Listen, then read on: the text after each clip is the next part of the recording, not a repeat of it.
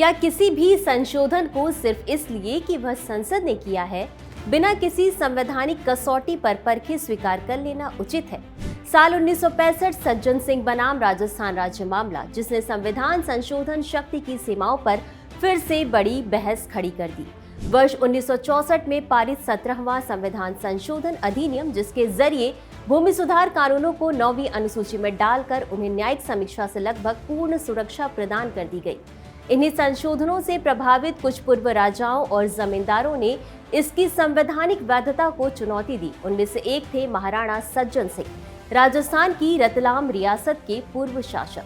सज्जन सिंह का मुख्य तर्क था कि संसद द्वारा किया गया 17वां संशोधन नागरिकों को प्रदत्त मौलिक अधिकारों पर सीधा प्रहार है और ये सवाल खड़ा करता है कि क्या संसद अपनी संशोधन शक्ति का उपयोग मौलिक अधिकारों को कमजोर करने के लिए कर सकती है। मामला सर्वोच्च न्यायालय में पहुंचता है, जिस पर पीठ ने सरकार के पक्ष में फैसला देते हुए कहा कि संसद मौलिक अधिकारों सहित संविधान के किसी भी भाग में संशोधन कर सकती है। इसके साथ ही संविधान के अनुच्छेद 368 के तहत दी गई संशोधन शक्ति को अदालत ने प्रायः असीमित बता दिया। और फिर यहाँ से शुरू हुआ एक नया मोड़, एक नया प्रश्न।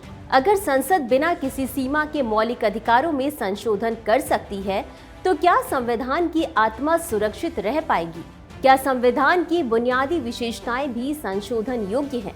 इसी प्रश्न ने आगे चलकर संविधान के मूल संरचना सिद्धांत की नींव रखी, जिसे अंततः 1973 के केशवानंद भारती मामले में सर्वोच्च न्यायालय ने औपचारिक रूप से स्थापित किया।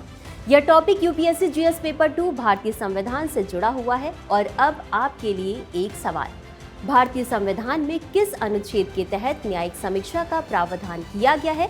कमेंट में जरूर बताएं।